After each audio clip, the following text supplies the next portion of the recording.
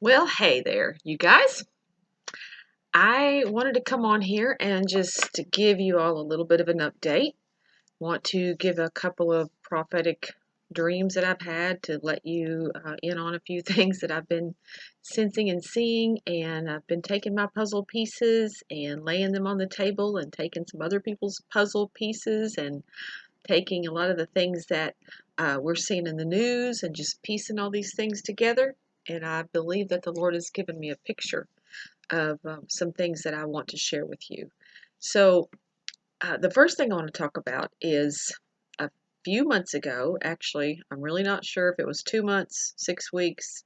Time has passed so quickly and so fast that I just know it was some time in the past 4 to 6 weeks, maybe even longer. It could have been a couple of months. Uh, but I had a dream where I saw this humongous dam had broken. And it was as if this dam had been holding back this humongous, large, very tall wall of water. It reminded me of kind of like what the Boulder Dam would look like if it broke, and how it would come crashing down this ravine, this canyon, and it would, just wash away everything in its path. Well, I saw this coming from a bird's eye view, and I saw it from different perspectives. I saw it from the perspectives of being in vehicles and being able to see what was in the rearview mirror, what was coming at us, and I saw it from a high perspective, like a perspective from, like I said, a bird's eye view. So in the dream, I saw a roadway, like a highway, and it was in this canyon type city. And I knew this humongous wall of water was getting ready to just come down. I could see it. The dam had broken, and it was getting ready to wash down the canyon and completely wash everything away. The issue that was happening where there was a lot of 18 wheelers that were on the highway. There were many, many cars that were on the highway, and they were oblivious. Most of the cars were oblivious that this thing was even coming. And some of the 18 wheelers could see it because they were a little bit higher elevated and they could see in the rearview mirror, and they could tell, they were speeding up and they were trying to get ahead of it. They were trying to outrun it, but it was not going to happen. This wall of water came and it overtook. And at the end of the dream, I was looking up and seeing it getting ready to come crashing down over the city. So, what I believe that dream is saying is I believe that those 18 wheelers represent companies and businesses that I think it has to do with the supply and demand. I think that what, that it's been held back, that this trickle down effect that we have seen starting to kind of happen with supply and demand. We begin to see that with COVID, with I know a lot of you guys have had issues with ordering appliances. Some of you guys have talked about furniture that you've tried to get and haven't been able to order. It's taking weeks. Everything's on back order. There's refrigerators that you can't get. Freezers, people were talking about freezers being on back order for a long time.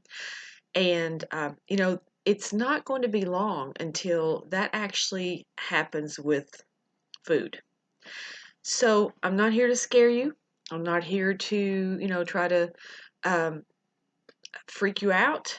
I just want you to be prepared. That is why God shows people these things. That is why He sets people up as watchmen. That's why He put watchmen on the wall in the Bible so that they could warn. Um, so these 18 wheelers represent companies, businesses that they see this coming. They know this is coming and they're trying to get ahead of it. But at the end of the dream, it was not possible to stay ahead of it. It's getting ready to overtake us. It's going to catch up with us, is what this is saying. So, um, the other dream, just recently, not too long ago, I had, and I won't go into the, exact all the details, but in the dream, I was discussing a dream that I had had with a younger woman that had also had a very similar dream. And in my dream, where we were discussing our dreams, we were talking about train derailments and supply line interruptions in different cities. And the cities that I named in the dream, surprisingly enough, were Danville, which is my hometown in Danville, Kentucky, But I didn't say Kentucky. I just said Danville. And I said Danville. I said, and in Danville and Williamsburg. And then she looked at me and she said, and watch Dallas. And I knew when I woke up that the Lord was showing me that there were going to be cities affected more so than other cities. That there's going to be train derailments and supply line interruptions. Now these derailments don't necessarily mean that trains are going to start derailing and falling off the track. This has to do with things, plans getting derailed, kind of like what happened with the Suez Canal. You look at that as a derailment in a sense because that derailed a lot of people's plans, right? That derailed a lot of ships from being able to come through.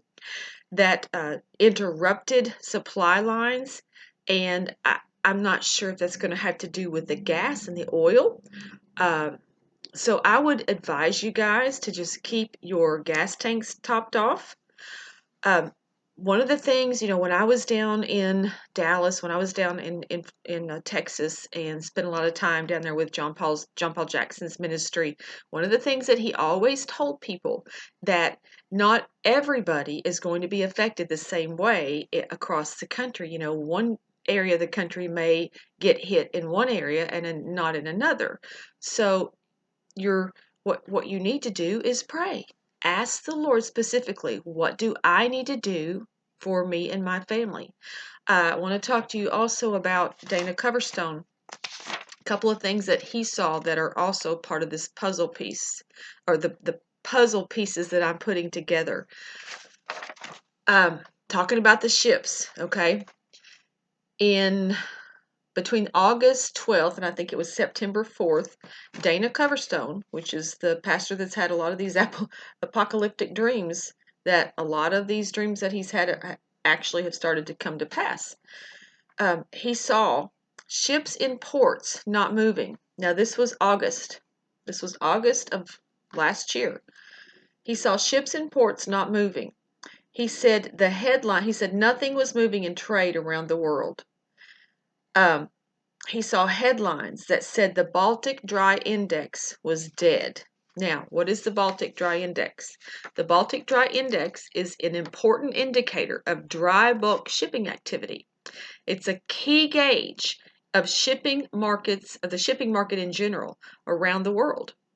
So, and if this index is dead, then this means there's very little international trade, that's actually going on because the shipping goods have been halted.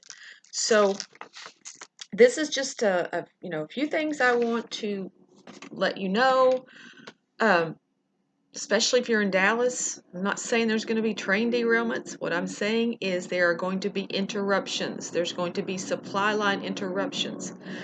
With this evergreen,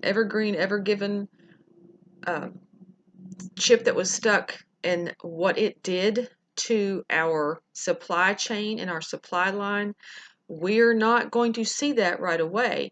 It's that big wall of water that's behind us. It looks like it's being held back, but it's coming and it's going to break. And it's going to overtake people unexpectedly. They're not going to be expecting this. It's going to be a surprise. It's going to come up on them quickly.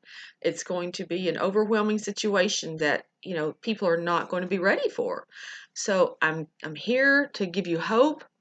I'm here to let you know that, the reason that the Lord is showing people these things is so that you can be prepared, so that you can pray and ask the Lord what you need to do. Lord, what do I need to do specifically for my family? Is there anything specific that I need to stock up on? You may need to make sure you have the proper amount of medicine. You may need to know, to have a proper amount of vitamins, or um, any number of things. I really cannot tell you what you need. That is going to be between you and God. I will say this is not a time to fear. Especially for Christians, it's a time that we need to really just be seeking God and be looking to Him and asking Him, What is it, Lord, that you would have me to do? Do you need me to stock up on something? Because I may need to be someone that's going to help someone else that doesn't have anything because they've not been aware of what's coming and what's happening. They may not have a clue about any of this. And that's actually, what is going to happen to a lot of people, because in both of my dreams, especially the one with the water, no one was expecting this thing to overtake them. So uh, it's just time. We're in a crucial time of staying close to God, getting in prayer, looking to Him for your source. Don't look to your job. Don't look to your 401k. Don't look to your savings. You look to God as your source. Let Him be your source for everything. He may use your job. He may use your 401k. You may need to. Um, Diversify in some things. I'm not here to be a financial advisor. I'm here to give you a watchman on the wall warning that these things are coming, and I'm giving you a heads up so that you can prepare. Ask God what it is that He would have you to do. Stay in prayer. Declare Psalm 91 over your family. Do not fear. Don't be afraid. This is not a time for fear, especially being a Christian. This is not a time for us to be in fear. It's a time to trust.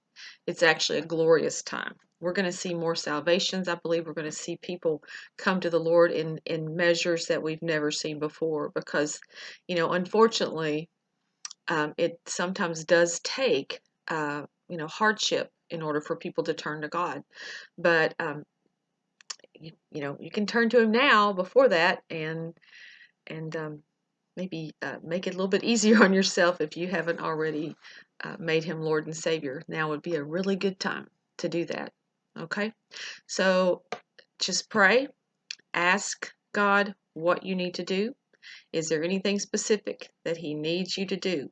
Is He going to feed you like He fed Elijah? Like He told me that one time. He's going to feed me like He fed Elijah by the brook with the ravens. So, that was kind of an interesting um, scenario, but he always provided. He's never left me alone. I am a covenant child, and that's the thing. If you're not a covenant child, if you're not a child of God, if you're not saved, if you are not a believer in Jesus, you can make Him Lord and Savior, and He will come into your life. And you can be a covenant child of the Most High God, and He will care for you, because that is who He is. He's a good Father. He's a good Father, and He takes care of His children. He will provide for you. All right, so enough of that. Just wanted to get on here and let you guys know that, if you're in Dallas, pray and ask God.